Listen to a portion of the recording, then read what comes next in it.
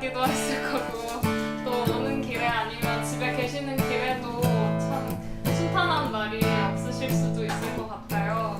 제가 여러분께 말씀 하나 읽어드릴 텐데요. 이사야 40장입니다.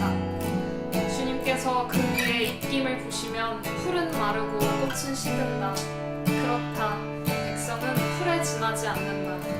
풀은 마르고 꽃은 시드나 우리 하나님의 말씀은 영원히 서 있다. 아멘. 이사야 40장 7절에서 8절 말씀입니다. 오늘 처음으로 부를 이 찬양의 주제 구절이 되는 말씀이기도 한데요. 함께 찬양하면서 나아갑시다. 주님의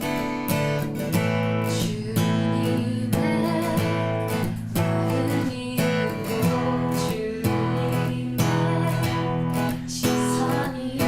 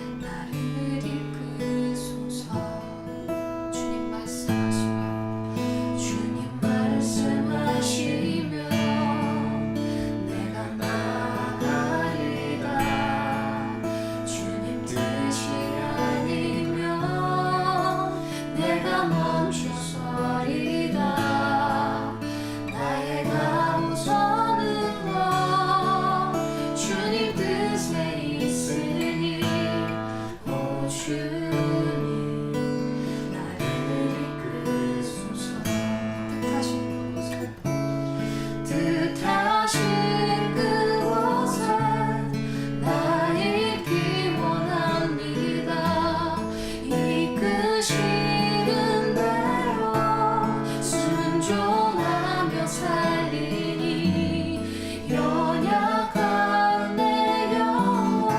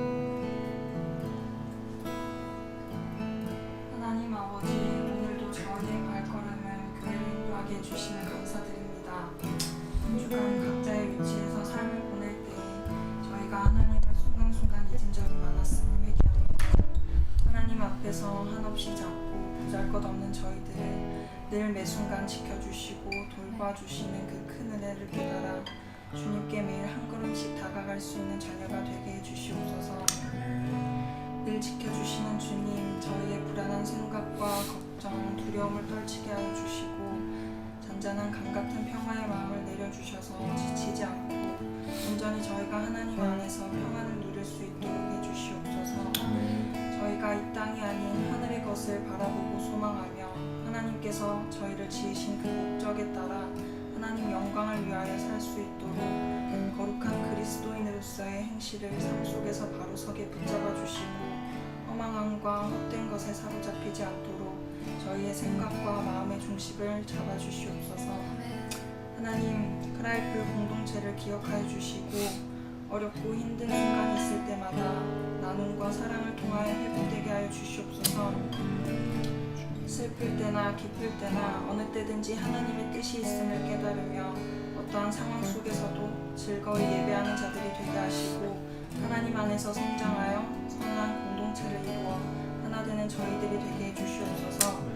내 시작은 미약하였으나 내 나중은 심히 창대하리로다 라고 말씀하신 주님, 저희가 지금은 비록 미약할지라도 앞으로 장차 뻗어나갈 크라이플의 더 큰 비전을 꿈꾸게 하시고 소망을 품게 하여 주시옵소서. 이 시간 설교하시는 목사님께 하나님의 능력을 더하셔서 생명의 말씀이 되게 하여 주시고 저희의 메마른 마음이 말씀을 통해서 건강하게 채워지는 시간이 될 수 있도록 허락하여 주시옵소서. 저희의 예배를 기뻐 받아주실 줄 믿사오며 우리 죄악 가운데서 구원하여 주신 예수님의 이름으로 기도드립니다. 아멘.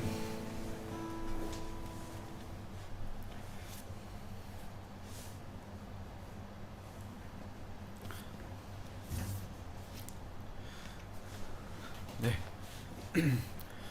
반갑습니다, 여러분. 벌써 그 8월 마지막 주일 인사를 이렇게 드립니다. 오늘 예배에 또 나오신 여러분을 주님의 이름으로 환영하고 또 축복합니다. 크라이플은 이제 작년 12월 이제 말부터 이제 시작되어서 어느덧 8월 이제 8개월이 넘어가고 다음 주가 되면 이제 9개월 차 이렇게 되는데 여기 함께 예배하는 분들도 그렇고 또 온라인으로 실시간으로 못 드리더라도 꼭 이 녹화된 영상을 보고 함께 예배하면서 또 기도해 주신 분들도 이렇게 계시기 때문에 교회가 계속해서 하나님 안에서 자라가는 것 같습니다. 끊임없는 또 기도와 또 응원도 부탁드리고요. 오늘 함께 나눌 말씀은 마가복음 6장 14절에서 29절까지의 말씀입니다. 우리 마가복음 6장 14절에서 29절까지의 말씀, 우리 마가복음 6장 14절에서 29절까지의 말씀 우리 함께 교독하고 마지막 구절은 같이 읽도록 하겠습니다. 함께 읽겠습니다. 이에 예수의 이름이 드러난지라 헤롯 왕이 듣고 이르되 이는 세례 요한이 죽은 자 가운데서 살아났도다. 그러므로 이런 능력이 그 속에서 일어나느니라 하고 어떤 이는 그가 엘리야라 하고 또 어떤 이는 그가 선지자니 옛 선지자 중에 하나와 같다 하되 헤롯은 듣고 이르되 내가 목벤 요한 그가 살아났다 하더라. 전에 헤롯이 자기가 동생 빌립의 아내 헤로디아에게 장가든 고로 이 여자를 위하여 사람을 보내어 요한을 잡아 옥에 가두었으니 이는 요한이 헤롯에게 말하되 동생의 아내를 취한 것이 옳지 않다 하였습니다. 헤로디아가 요한을 원수로 여겨 죽이고자 하였으되 하지 못한 것은 헤롯이 요한을 의롭고 거룩한 사람으로 알고 두려워하여 보호하며 또 그의 말을 들을 때에 크게 번민을 하면서도 달갑게 들음이러라. 마침 기회가 좋은 날이 왔으니 곧 헤롯이 자기 생일에 대신들과 천부장들과 갈릴리의 귀인들로 더불어 잔치할세. 헤로디아의 딸이 친히 들어와 춤을 추며 헤롯과 그와 함께 앉은 자들을 기쁘게 한지라. 왕이 그 소녀에게 이르되 무엇이든지 내가 원하는 것을 내게 구하라 내가 주리라 하고 또 맹세하기를 무엇이든지 내가 내게 구하면 내 나라의 절반까지라도 주리라 하거늘. 그가 나가서 그 어머니에게 말하되 내가 무엇을 구하리이까. 그 어머니가 이르되 세례 요한의 머리를 구하라 하니 그가 곧 왕에게 급히 들어가 구하여 이르되 세례 요한의 머리를 소반에 얹어 곧 내게 주기를 원하옵나이다 하니 왕이 심히 근심하나 자기가 맹세한 것과 그 앉은 자들로 인하여 그를 거절할 수 없는지라. 왕이 곧 치위병 하나를 보내어 요한의 머리를 가져오라 명하니 그 사람이 나가 옥에서 요한의 목을 베어 그 머리를 소반에 얹었다가 소녀에게 주니 소녀가 이것을 그 어머니에게 주니라. 요한의 제자들이 듣고 와서 시체를 가져다가 장사하니라. 아멘. 네, 저는 한 주 동안에 또 다양한 이제 책을 이렇게 또 보고 접하다가 이 요한 윌리엄스의 책, 그 루미나리스라는 책을 읽었습니다. 이 로안 윌리엄스가 쓴 이 루미나리스라는 책을 인상 깊게 읽었는데, 이 책은 교회사의 각 인물들의 삶을 이 로안 윌리엄스가 사색하면서 아주 짧게 쓴 내용이 담겨져 있습니다. 그래서 이 나온 인물들이 약 20명 정도가 되는데, 그렇다 해서 두껍지가 않아요. 제가 이렇게 손 요만큼 한 요 정도 두께의 아주 얇은 책입니다. 이 책의 저자는 이 서문에서 이 20명의 인물들 가운데에 함께 시간을 보내고 싶은 사람도 있고, 솔직하게 함께 시간을 보내기 좀 그런 싫은 인물도 있다라고 말을 합니다. 그 의미가 이제 뭐냐면은 모두가, 이 20명 모두가 다 착하고 또 매력적인 사람들만이 있었다는 것은 아니라는 거예요. 때로는 결점도 있고 부족했던 존재들이지만 이들을 통해서 예수 그리스도의 빛이 비춰졌다는 사실을 부정할 수 없노라라고 그렇게 저자는 말을 합니다. 그래서 이 20명의 인물 가운데 가장 첫 인물이 사도 바울부터 이제 시작을 해서 우리가 알고 있는 성 아우구스티누스, 그리고 특강 종교개 역사를 통해서 알고 있는 인물 이 토마스 크랜머, 우리가 알고 있는 또 존 밀턴, 그리고 본 해퍼 등 이런 인물들에 대해서 이야기를 하는데, 제가 가장 인상 깊게 읽었던 한 문장이 뭐냐면, 이들 모두 예수 그리스도를 환하게 비춘 등불과 같았다라는 표현을 합니다. 이들을 통해서 예수 그리스도가 누구인지 계몽하고 등불로 비춰졌다라고 표현을 하는데, 그런 의미를 담아서 이 마가는 제자도란 무엇인가에 대해서 계속해서 자신의 논지를 이어나가고 있습니다. 이 물음에 대해서 6장의 나사렛 배척 이야기와 그리고 세례 요한의 순교 이야기를 제시하죠. 특히 이 세례 요한의, 오늘 본문에 읽었던 이 세례 요한의 이야기는 앞으로 전개될 그 이야기에 있어서 중요한 주제를 미리 보여줍니다. 마가복음 8장 34절에서 35절 말씀인데요. 무리와 제자들을 불러 이르시되 누구든지 나를 따라오려거든 자기를 부인하고 자기 십자가를 지고 나를 따를 것이니라. 누구든지 자기 목숨을 구원하고자 하면 잃을 것이요 누구든지 나와 복음을 위하여 자기 목숨을 잃으면 구원하리라. 이 예수님께서 지금 6장 이후에 말씀하신 것을 보니까 누구든지 자신의 제자가 되기를 원한다면 자기를 부인하고 자기 십자가를 지고, 그러니까 즉 자기 희생이 있어야 따를 수 있다라고 가르치십니다.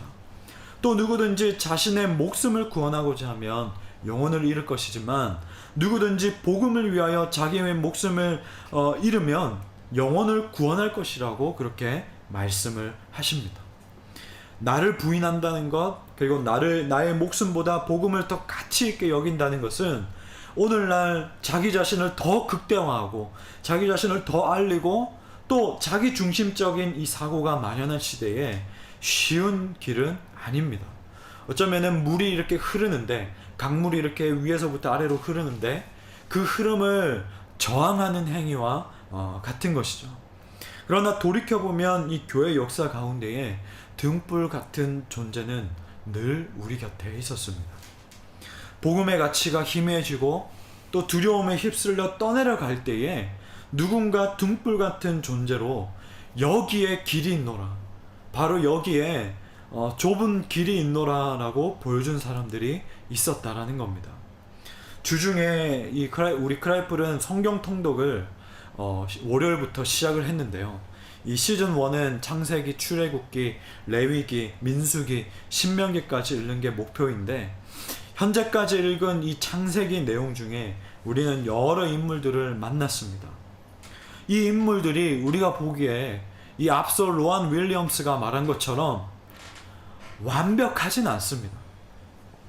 실수투성이고 때로는 실타래처럼 엉켜있는 그런 삶이고 때로는 하나님께서 분명히 약속을 하셨는데 그것을 굳게 믿지 못하여서 한 번이 아니라 두 번이나 자신의 아내를 누이라고 말하는 인물들도 있습니다. 그렇지만 믿음으로 제사를 드린 아벨, 믿음으로 방주를 만든 노아, 믿음으로 보여지진 않았지만 믿음으로 당장 실현된 일은 아니지만 믿음으로 발걸음을 떠난 아브라함, 이런 보이지 않는 하나님을 믿음으로 따라가는 사람들을 우리는 통독을 통해 보았습니다.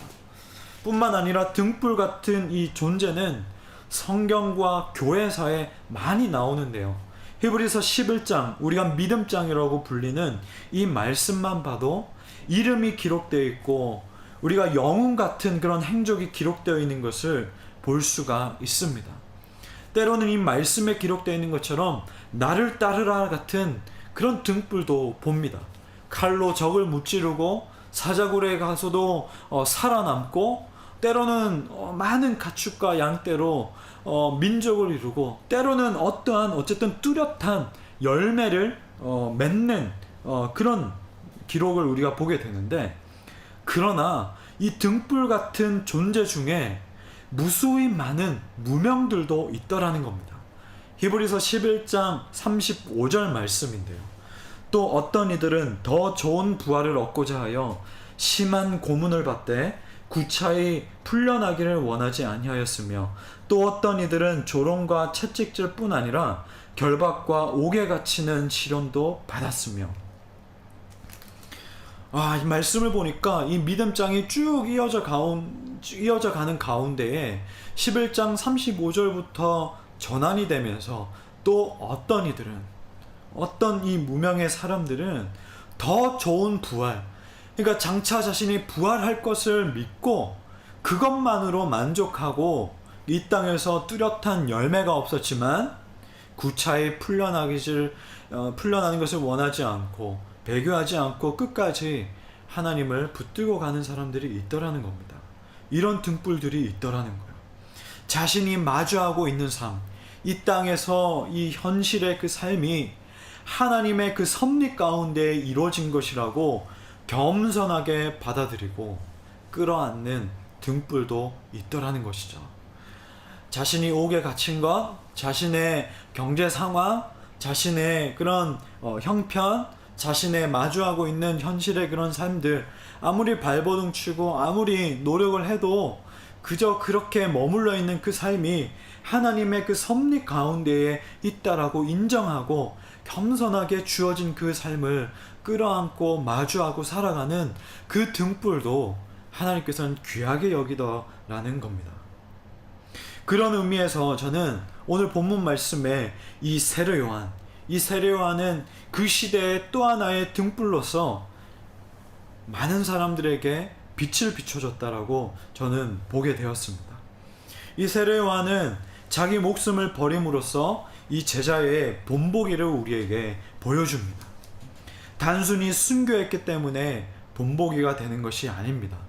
요한복음 3장 28절에서 이 30절에는 좀 더 디테일하게 기록되어 있는데요. 제가 읽어드리겠습니다. 내가 말한 바 나는 그리스도가 아니요 그의 앞에 보내심을 받은 자라고 한 것을 증언할 자는 너희니라.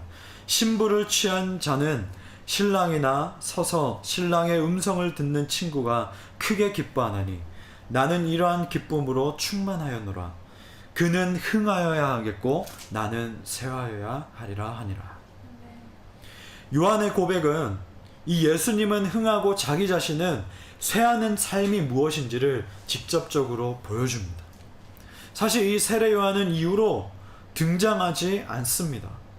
바로 여기서 참 제자도가 무엇인지를 발견할 수가 있습니다. 자기 자신이 아니라 예수 그리스도를 섬기고 따르는 삶이죠. 자기의 영광 혹은 이 공동체의 영광을 위해서가 아니라 오직 예수 그리스도의 영광을 위해서 포기하는 삶이 세례 요한에게는 나중에 보니까 생명까지도 포기하는 모습으로 드러나더라는 것입니다. 최초의 이 죄가 인간이 스스로 자신을 높이려는 이 선택에서 출발했습니다. 이후에도 끊임없이 인간은 자신을 높이기 위한 이 대의를 멈추지 않습니다. 아담과 하와에서 출발했던 그 최초의 죄의 모습이 창세기를 읽다 보니까 창세기 11장에 바벨탑을 쌓는 그 죄로 우리가 하늘까지 이 탑을 높게 쌓아서 우리를 알리자, 이런 이 죄의 물결은 그 근본은 뭐냐면 스스로 자신을 높이려는 그 선택에 있다라는 겁니다. 오늘날도 마찬가지입니다.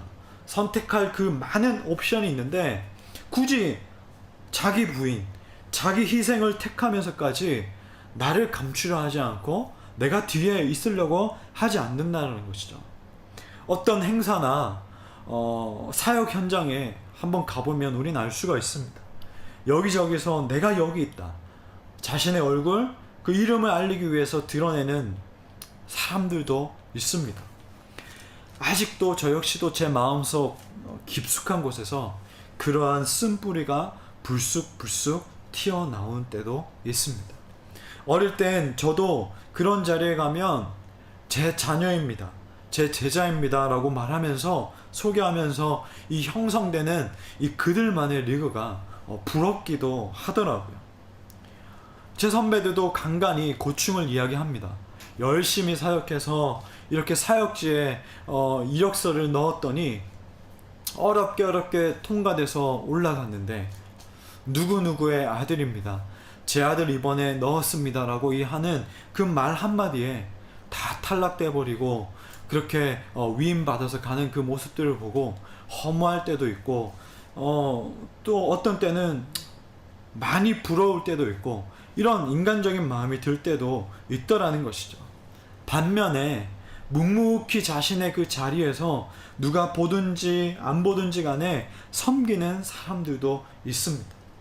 제가 이번에 지난주에 기도원에 갔을 때에 제가 이 기도원에 온다라는 소식을 듣고 저에게 그 목도리, 털실로 이렇게 짠 목도리를 주기 위해서 앉아 계셨던 한 분이 계신데요. 그분이 제가 어렸을 때부터 봤던 분이에요. 그분은 사실 이렇게 좀 불편한 이렇게 분입니다. 이렇게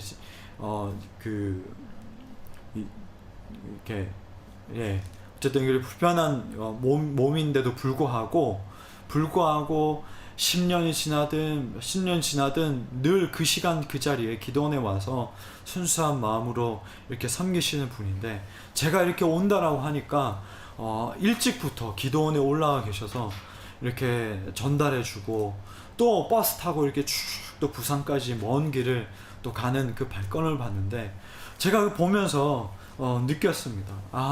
그렇지, 기도원에, 그리고 곳곳에 기도원뿐만 아니라 하나님 나라 안에서 이 사역이 이루어질 때에 곳곳에 누가 알아주지 않든 간에 몇십 년 동안 그 자리를 지키는 분들이 계시기 때문에 이 사역들이 이루어지고 또 공동체가 이루어지고 또 그러는 거지, 이런 생각을 제가 지난주에 한번 또 해보게 됐는데, 바로 이것이 진정한 하나님 나라의 모습이라는 거죠.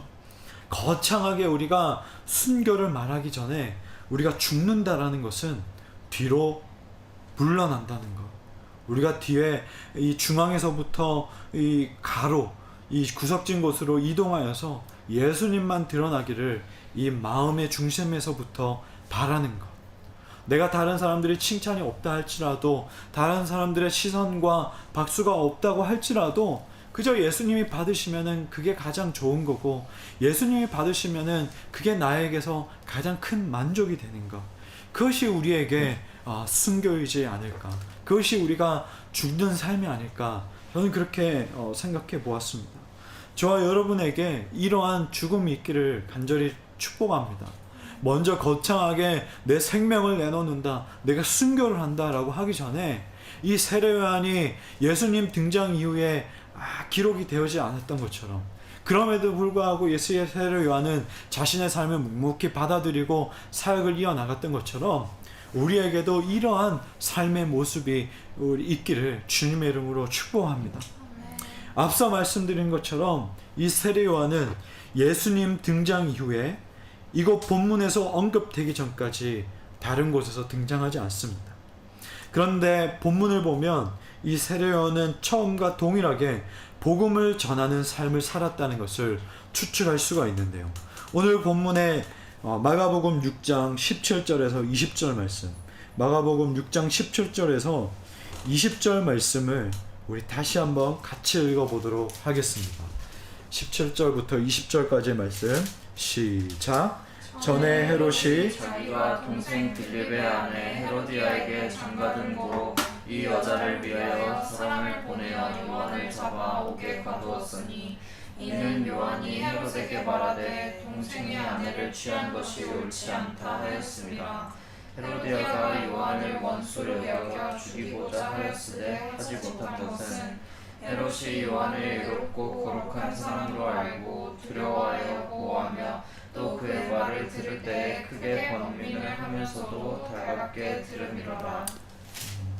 네, 이 헤롯에게 이 세례 요한은 가시 같은 그런 존재입니다. 헤로디아 같은 경우는 원수같이 여기고 죽이고자 그렇게 했습니다. 이 요한만 없으면 좀 더 마음 편하게 마음대로 할 수 있는데, 그럴 때마다 이 세례 요한은 가만히 있지 않고 이 헤롯 왕을 향하여서 옳은 말들을 쏟아냈다는 거죠. 그럼에도 불구하고 이 헤롯 왕이 오늘 본문에서 요한의 말을 들으러 종종 찾아가고, 또 이 요한의 말이 정말 이 비수처럼 꽂히고 아주 쓰디쓴 말이었지만 틀린 말이 없었기 때문에, 또 옳은 말들이었기 때문에 이 세례 요한을 죽이고 싶어하는 헤로디아로부터 보호하고 지켜주는 모습을 보입니다. 변함없는 그 사람, 그 자리에 있는 그 사람, 누가 알아주지 않아도 외치는 그 삶, 우리가 지난주에 함께 고백한 그 찬양 가사처럼 아무도 예배하지 않는 곳에서 예배하는 그 삶, 우리는 이것에 대해서 계속해서 이어나갈 수 있도록 우리 공동체 차원에서, 그리고 우리의 개인의 삶에서 이어나갈 수 있도록 우리는 기도와 고민이 필요합니다. 저는 그 큰 집회나 이 교회에서, 그리고 그런 예배에서 일일 강사로 가서 멋지게 설교하고 내려오는 게 목회인 줄 알았습니다. 그것이 사역자인 줄 알았습니다. 그것이 성공한 사역자라고 그렇게 저는 어릴 때부터 생각하고 나아갔습니다. 그런데 이 잔잔한 물결처럼 눈에 띄는 아무 일이 없어도 매주 주어진 그 자리에서 말씀을 가르치고 돌보는 그 목회 선배님들, 그런 목사님들, 그렇게 오랫동안 목회하시고 은퇴하신 그 어르신들을 보면서 제 생각이 크게 잘못됐다는 것을 깨우친 적이 있었습니다. 지금도 제 마음은 계속해서 싸웁니다. 큰 데 가서 한번 멋지게 사유하고 빵 터뜨리고 내려오는 것, 반면에 잔잔하게 매주 이 말씀을 계속해서 나누는 것, 이 마음이 제 안에도 쓴뿌리처럼 불쑥불쑥 튀어나오고 싸우고 이럽니다.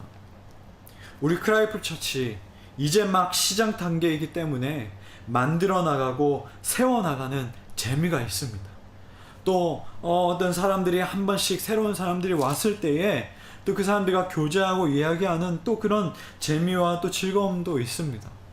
그러나 우리도 세월이 흐르면 벌써 1년이 다 돼가는 그 시점 가운데에 또 내년이 오고 또 그 다음 해가 오고 또 그 다음 해가 오고, 우리도 세월이 흐르면 어쩌면 그러한 재미가 없는 교회가 되어 있을지도 모릅니다.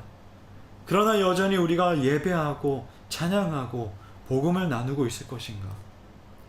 그때 이 설교를 한번 꺼내서 우리가 다 같이 나누는 시점이 좀 있었으면 좋겠다라는 그런 생각을 제가 설교를 준비하는 가운데에 들더라고요. 저는 이 말씀을 묵상하면서 두 인물이 떠올랐습니다.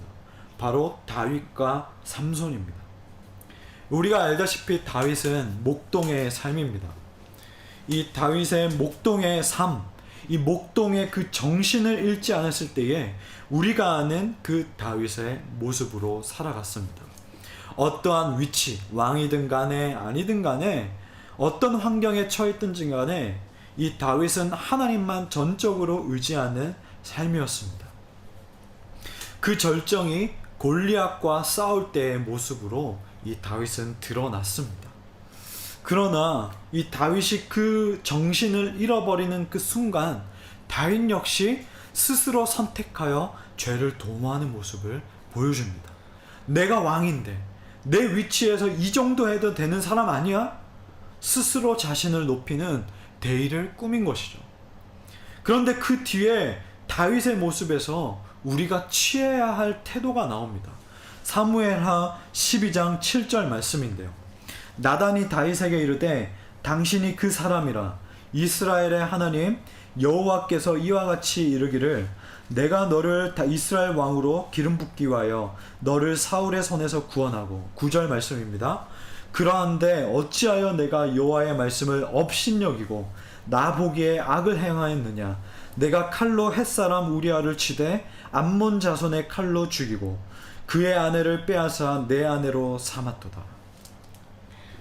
지금 이 다윗의 죄는 단순한 음란뿐만 아니라 청부살인까지도 그렇게 했습니다.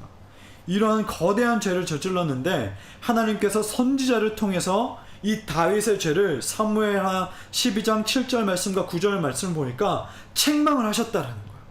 책망을 하셨는데 이 다윗이 그 다음 반응이 뭐냐면 즉시 그 책망하는 말씀을 깨닫고 회개하여서 다윗이 처음 모습으로 돌아가더라는 겁니다. 시편 51편 10절에서 12절 말씀이 이와 같은 고백 아닙니까?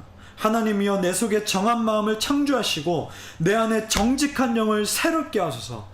나를 주 앞에서 쫓아내지 마시며 주의 성령을 내게서 거두지 마소서. 주의 구원의 즐거움을 내게 회복시켜 주시고 자원하는 심령을 주사 나를 붙드소서. 다윗이 지금 그 책망하는 그 말씀을 듣고 하나님 내가 이스라엘의 왕의 지위를 빼앗길까 두렵나이다. 하나님 그러니까 내가 죄 안 지을 테니까 나를 벌하지 마소서. 지금 이렇게 말한 것이 아니라 다윗이 하나님 아버지 내가 주 앞에 죄를 지었나이다. 정직한 그 영을 새롭게 창조해 주시고 주님 앞에서 나를 쫓아내지 마시고 나의 삶에서 성령을 거두지 마시고 하나님께서 나에게 허락해 주신 구원의 즐거움을 떠나지 않게 해주시고 회복시켜 주시고 나를 처음과 같이 창조시켜 주세요. 처음처럼 그 마음을 회복시켜 주세요 라고 다윗은 고백을 하고 있다는 겁니다. 그래서 하나님은 다윗을 향해서 다윗이 이러한 정말 입에 담기도 힘든 죄를 지은 그 삶이었지만 그 즉시 깨닫고 돌아오고 회개한 그 다윗을 향해서 하나님은 마음의 합한 자라고 말씀하신 겁니다. 루안 윌리엄스가 그 루미난리스라는 그 책을 쓰면서 그 서문의 소감에 솔직히 말하면 이 20명의 사람들 중에 교제하고 싶은 사람, 만나고 싶은 사람도 있는 반면에 그렇지 않는 사람도 있다. 흠이 있고 결점이 있고 그런 사람도 있다. 그렇지만 그럼에도 불구하고 하나님이 이들을 빛의 통로로 등불로 쓰셨다라고 고백했던 것처럼 우리가 이 다윗의 죄만 놓고 보면 다윗에 대해 다윗과 만나고 싶지만 한편으로는 또 이 다윗의 허물을 보면 만나기 좀 꺼려지는 사람이지만 하나님께서는 이 처음으로 돌아오는 이 처음으로 다시 돌아와서 살아가기를 원하는 이 다윗을 쓰셨고 이 다윗을 향하여서 내 마음에 아주 합한 자라 내 마음에 아주 쏙 든 자라 의인이라라고 하나님께서는 인정해 주셨다라는 겁니다. 과정에서 좋지 않은 모습이 있었지만 다시 처음으로 돌아가는 삶 그리고 끝까지 처음과 과정과 그 끝까지 동일한 삶을 살았던 그 다윗을 하나님께서는 의롭게 여기셨다라는 겁니다. 여러분 반면에 삼손의 삶은 어떠합니까? 출발 자체부터 달랐습니다. 그 사사시대 때에 모두가 첩은 기본으로 뒀던 그 시대 가운데에 삼손의 아버지 그 마누아는 아이가 없었음에도 불구하고 한 아내와 가정을 지키며 살았습니다.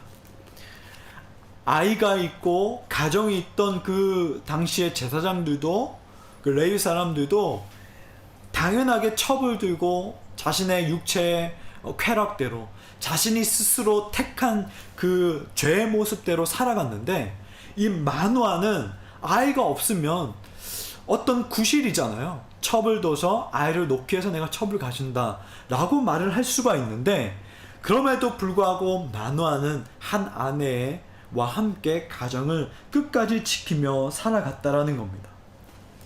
이 순결과 믿음을 굳게 지킨 이 마누아 가정을 하나님께서 귀하게 여기시고, 그리고 주목하시고 태를 열어주셔서 아이를 허락해 주셨습니다. 그리고 태어난 사람이 바로 삼손인데, 이 삼손은 시작부터 중요한 명령들을 받습니다. 바로 나실인이 되는 훈련입니다.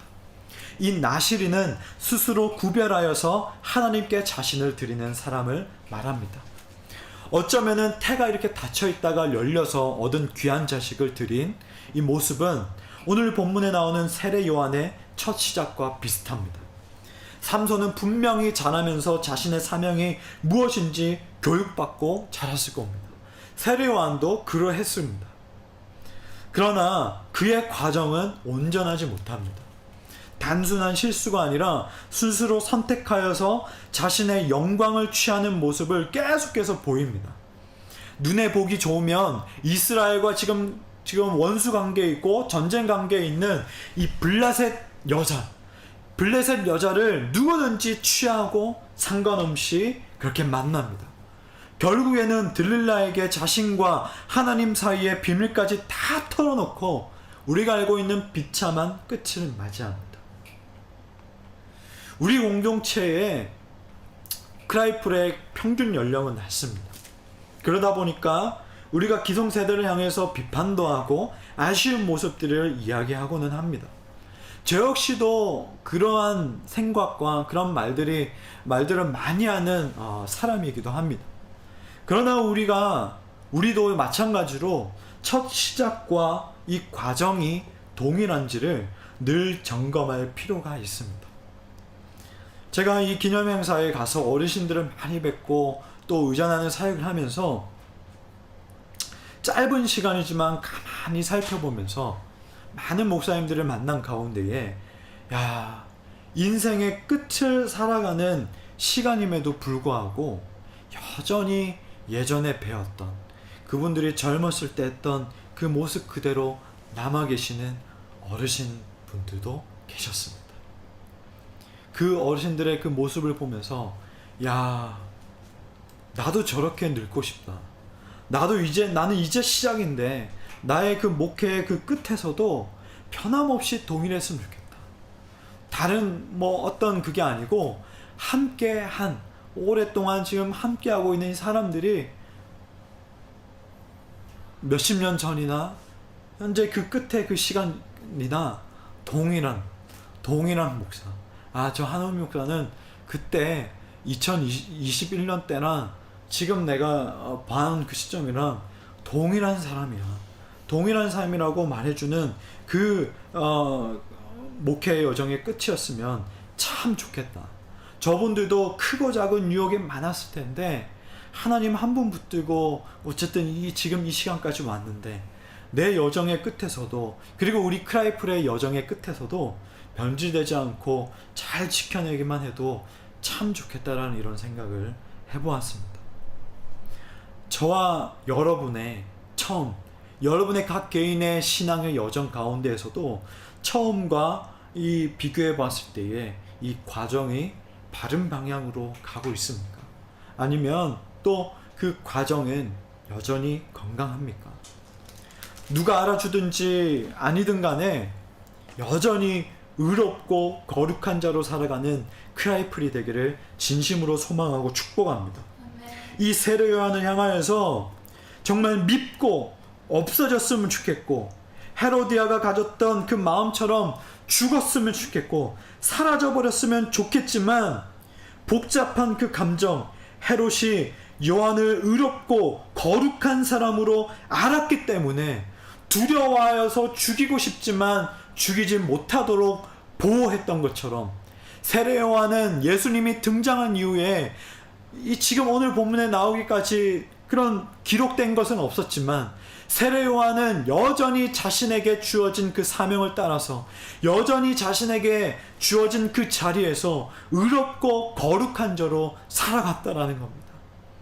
그렇기 때문에 이 세례 요한이 마지막에 목배임을 당하는 순교를 당했음에도 불구하고 세례 요한과 함께 했던 그 제자들이 세례 요한의 시체를 거두기 위해서 이 헤롯 왕에게 찾아왔던 이 모습을 보면, 세례 요한도 처음과 중간과 끝이 동일했구나. 그렇기 때문에 함께 했던 사람들이 저 세례 요한은 광야에서 주의 길을 예비할 때도 그랬고, 예수님이 온 뒤에도 사람들이 온통 예수님을 따라가는 그 무리들이 따라가고 모든 인기가 예수님에게 갔음에도 불구하고 세례 요한은 여전히 자신의 자리에서 변함없이 의롭고 거룩함으로 복음을 전하는 자였어. 마지막 헤롯에게 목숨을 잃기 전까지도 헤롯은 의롭고 거룩한 자로 살아간 자였어. 그렇게 인정했기 때문에 이 제자들이 오지 않았을까? 저는 또 그렇게 말씀이 또 보이더라고요. 대단한 우리가 어떤 족적을 남기지 않는다 할지라도 히브리서 믿음장에 기록된 그 인물들처럼 영웅적인 그런 열매가 없다고 할지라도 우리에게 이 주어진 이 자리에서, 이 성수동 이 자리에서 아주 오래된 이 우주 연립 40년 된 이 빌라에서 우리가 드린 이 예배, 그리고 우리가 여전히 나누고 있는 복음을 나누고 우리가 또 나눈 이 자리가 이 등불 같은 존재로 남아있기를 축복합니다. 그리고 여러분의 그 삶에서 주어진 자리에서 등불 같은 존재로 살아내기를 기도하고 응원하고 축복합니다.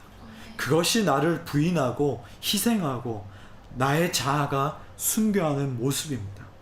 그 결과가 세례 요한처럼 정말로 생명의 순교로 나타날 수 있고, 다윗과 아브라함처럼 이 땅에서 보상을 받고 이 땅에서 열매로 나타날 수도 있고, 또 35절에 히브리서 11장 35절에 나와 있던 것처럼 어떤 이들은 더 좋은 부활을 맞이할 때까지 고난 가운데 살아가는 모습으로 나타날 수 있지만, 어떤 모습이든 간에 우리는 등불 같은 존재로 살아가는 모습을 포기하지 않기를 주님의 이름으로 소망합니다. 혼자 하면 힘듭니다. 그래서 하나님께서 우리에게 크라이플 공동체로 묶어주셨습니다. 우리가 이 여정 가운데에 서로 응원하면서 우리가 서로 이 한 주간 동안 성경 통독을 해왔던 것처럼 앞으로 또 할 것처럼 훈련을 또 하는 것처럼 서로에게 등불 같은 존재로 살아가도록 격려하고 응원하는 그런 공동체가 되기를 주님의 이름으로 축복합니다. 우리의 말씀을 기억하면서 이 시간 함께 찬양하기 원합니다.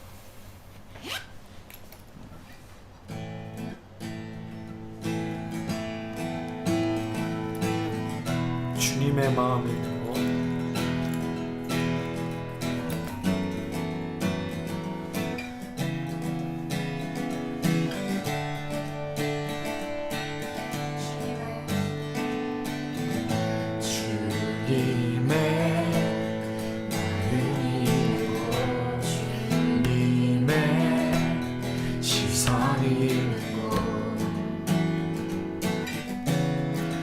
있기 원해.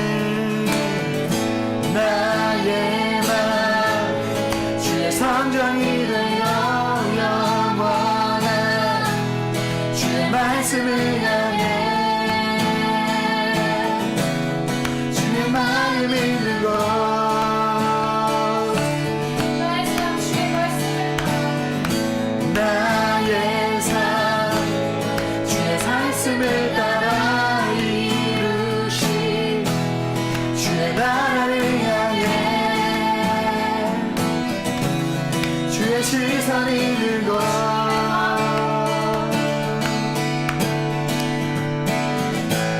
주님의 마음이 있는 곳 주님의 시선이 있는 곳 내가 있기 원하네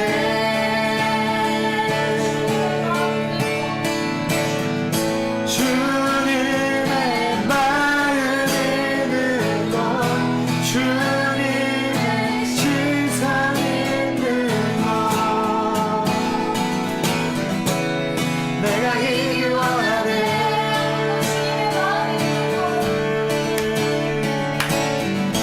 주님의 마음 있는 곳 주님의 시선 있는 곳 내가 이기 원하네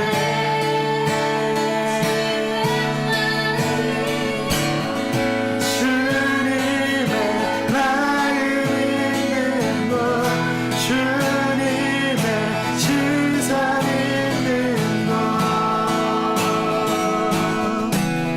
내가 이기 원하네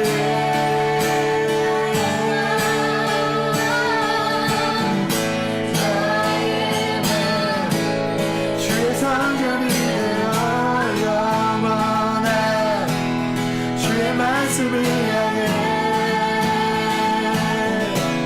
주의 마음 있는 곳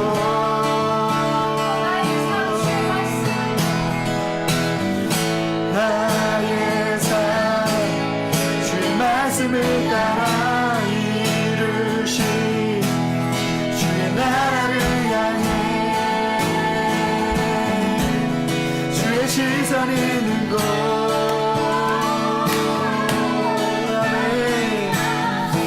나의 맘 주의 성전이 되어 영원한 주의 말씀을 향해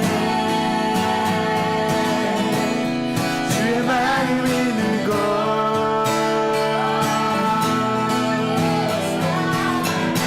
나의 삶 주의 말씀을 따라 이루시 주의 나라를 향해 주의 시선 있는 곳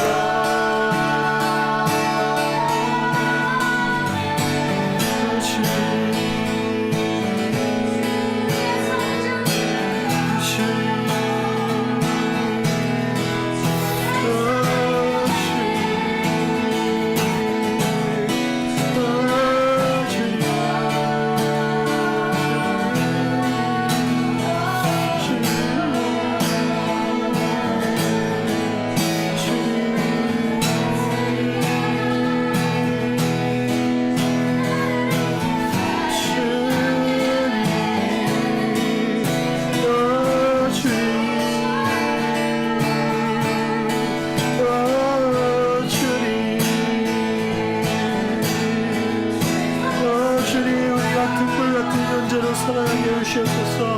하나님 아버지, 이 시대는 어둡고 어둠이 깔려있고 아무것도 보이지 않으나 우리가 등불 같은 존재가 되어서 하나님 여기에 길이 있노라고 밝게 비치는 우리가 되게 하여 주시옵소서.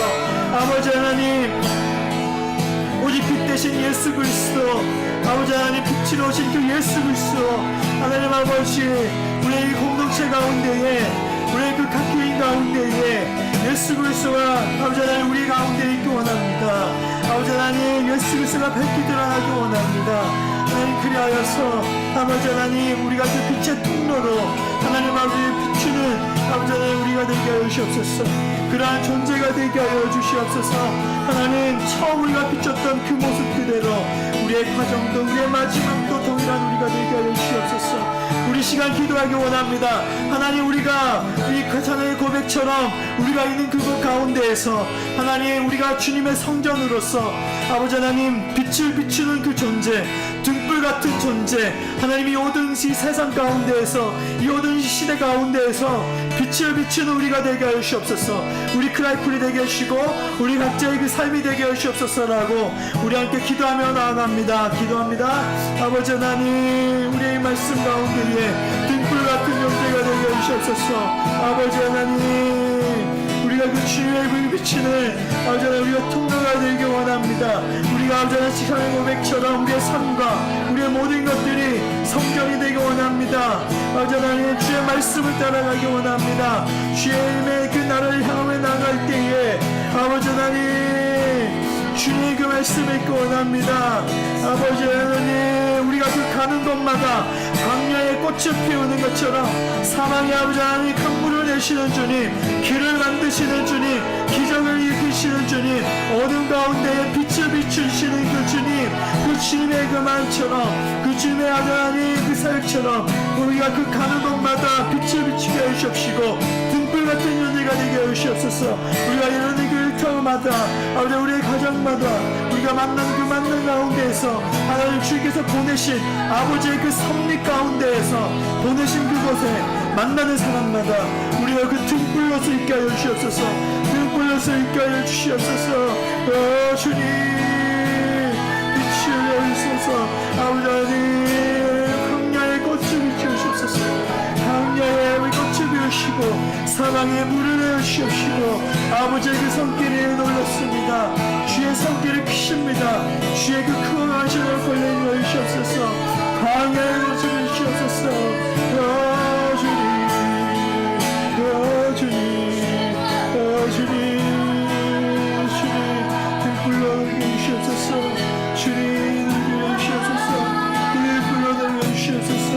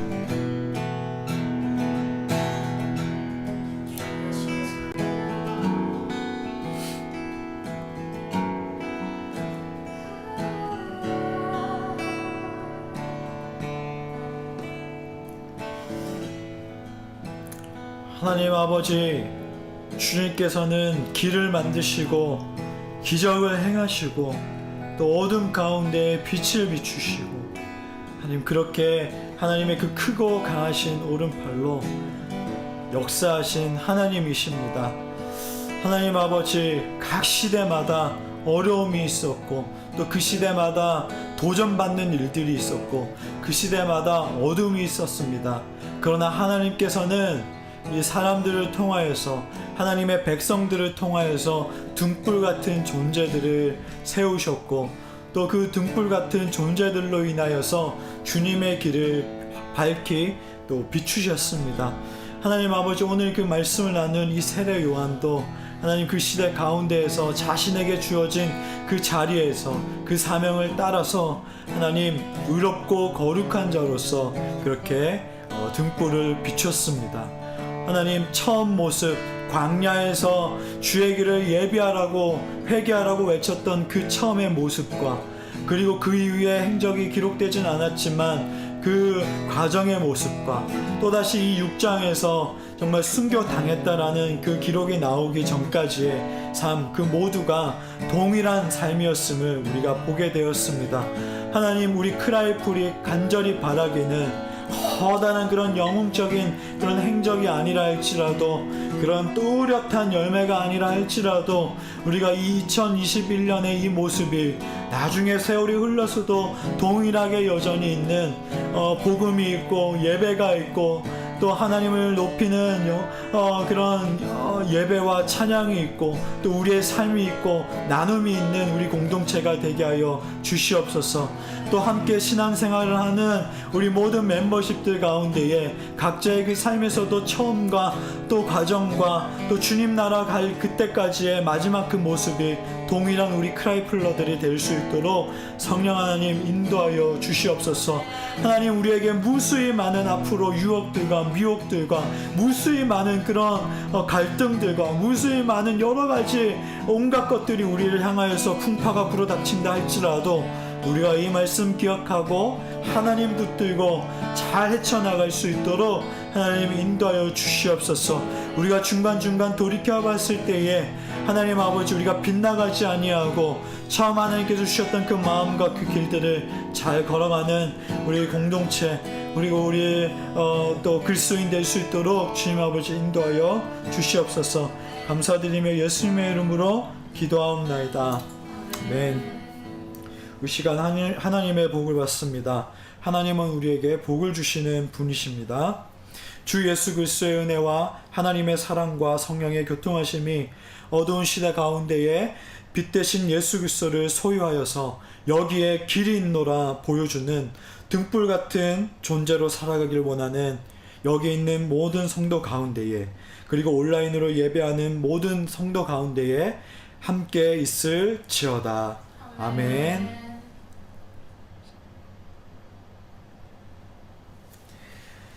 이로써 오늘 예배 모두 마치도록 하겠습니다. 여러분의 그 삶 가운데에 등불 같은 존재로 살아가기를 기도하고 응원합니다. 또 다음 주일에 뵙도록 하겠습니다. 우리 하나님께 영광이 받습니다.